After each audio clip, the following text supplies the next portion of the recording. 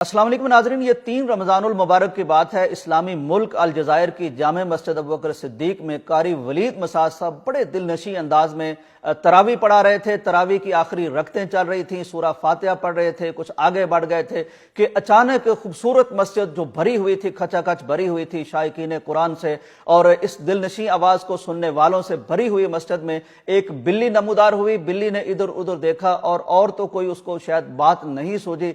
यकायक उसने कारी साहब पर छलांग लगा दी। दाद देनी चाहिए कारी साहब की हिम्मत को, उनके ध्यान को, उनके ज्ञान को कि बिल्ली के अचानक हमले से वो जरा भी नहीं घबराए, न हिचकिचाए। उन्होंने अपनी तिलावत भी जारी रखी। उसी तरह मोतियों की तरह से कुरान मजीद की मुतरन्नम आवाज मस्जिद में गूंजती रही। बिल्ली को भी उन्होंने हैंडल और काबू किया। पहले तो वो बिल्ली का हमला जो था या बिल्ली की जो चढ़ाई थी कारी साहब के पेट तक पहुंची। कारी साहब ने अपने हाथ से उसको सहलाया। बिल्ली ने अगला कदम उठाया, अगली छलांग कारी साहब के कंधों पर लगाई। कारी साहब के कंधों पर बिल्ली बैठ गई और शायद ये खूबसूरत आवाज, कुरान मजीद की खूबसूरत आवाज वो सुनती रही। और फिर उसके दिल में न जाने क्या आया कि वो अपनी बॉडी को, अपने जिस्म को कारी साहब के रुखसारों के साथ मस करने लगी, कारी साहब के लबों के साथ मस करने लगी। और इस पर बड़े दिलचस्प तबसरे होने लगे। कुछ लोगों ने कहा कि इस बिल्ली का बहुत शुक्रिया जिसने इतनी खूबसूरत आवाज में पढ़ने वाले कारी साहब का हमसे तारुफ करवा दिया। कुछ लोगों ने कहा कि यह बिल्ली कुरान मजीद की मुहिब बिल्ली थी, इसको यानी कुरान से और अहले कुरान से मोहब्बत थी। ये कहीं से कुरान मजीद की आवाज को सुनती हुई मस्जिद में आई और फिर जब कुरान मजीद के मंबा और मखरज को देखा, कारी साहब को देखा, तो वहां पहुंची और कारी साहब का बोसा लेकर चली गई। नाज़रीन इकराम, इससे पहले कि हम बिल्ली के मुताल्लिक शरई अहकामात की तरफ आगे बढ़े, मैं आपको एक और वीडियो दिखाना चाहता हूं। ये 2 बिल्लियों की वीडियो है जो हरम मक्की में मौजूद थी, मताफ में मौजूद थी, लोग भी मौजूद थे। कुछ लोग तवाफ कर रहे थे, कुछ लोग आराम कर रहे थे कि यकायक हरम से खूबसूरत तरीन आवाज गूंजी। ये अजान की सदा थी। जब ये आवाज गूंजी तो 2 बिल्लियां जो हरम में मौजूद थी, इनमें से एक बड़ी बिल्ली है, एक छोटी बिल्ली है। बज़ाहिर ये महसूस होता है कि एक वालदा है, एक उसकी बेटी है। ये जो बेटी है शायद ये अंडर ट्रेनिंग और अंडर तरबियत कोई वहां हरम में मौजूद बिल्ली महसूस होती है। ये अपनी वालदा के पास आई और इसने लेट के वालदा को बताया कि चूंकि अजान का वक्त तो शुरू हो गया है, लेकिन कुछ लोग अभी भी आराम कर रहे हैं, लेटे हैं या सो रहे हैं, ये उनके जागने का, उनको जगाने का वक्त है। पूरी एक्टिंग करके इस बिल्ली ने अपनी वालदा को दिखाया और फिर वो दिखाने के बाद शायद मशवरा किया या इजाजत ली और फिर भाग के उस शख्स की तरफ बढ़ गई जो हरम में सो रहा था। वो उसको जाके अचानक जब टच किया तो वो हड़बड़ा के उठ गया और इसने बहरहाल अपना फर्ज अदा कर दिया।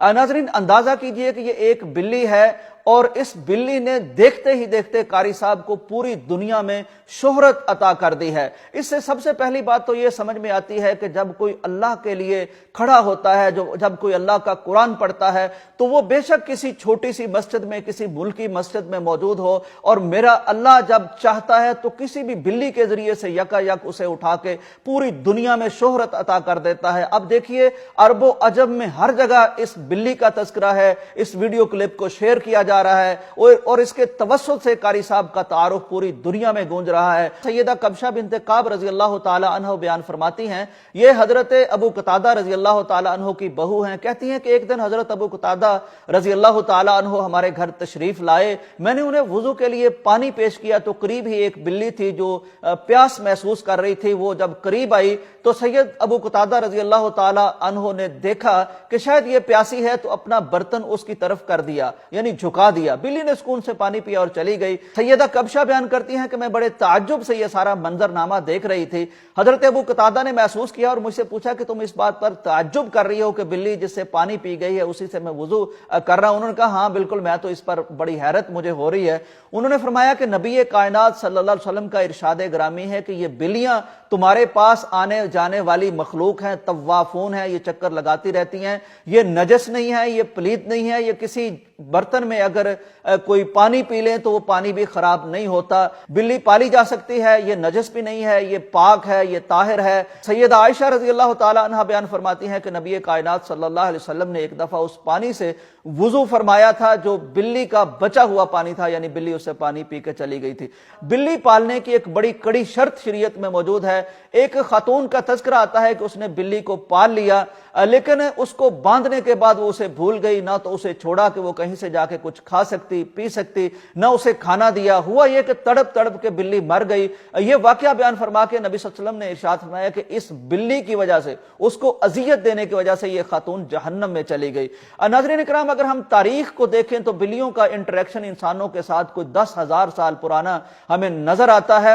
شاید انسانوں نے چوہوں سے بچنے کے لیے بلیوں کو سدایا اور پالتو بنا لیا اور پھر یہ سلسلہ چل نکلا۔ نبی کائنات صلی اللہ علیہ وسلم نے ایک بات ارشاد فرمائی تھی بلیوں کے بارے میں کہ طوافون علیکم، یہ تم پر چکر لگاتی رہتی ہیں۔ آج کی سائنس نے ایک بڑی دلچسپ بات دریافت کی ہے بلیوں اور انسانوں کے تعلق کے حوالے سے۔ وہ کہتے ہیں کہ انسان کے پاس جب بلی آتی ہے، انسان اسے چھوتا ہے یا اپنے پاس بٹھا لیتا ہے تو بلی کے بالوں میں ایک ایسا بیکٹیریا پایا جاتا ہے جو انسان کا ڈپریشن دور کرتا ہے، اس کی اداسی دور کرتا ہے، اس پر صحت مند اثرات مرتب کرتا ہے۔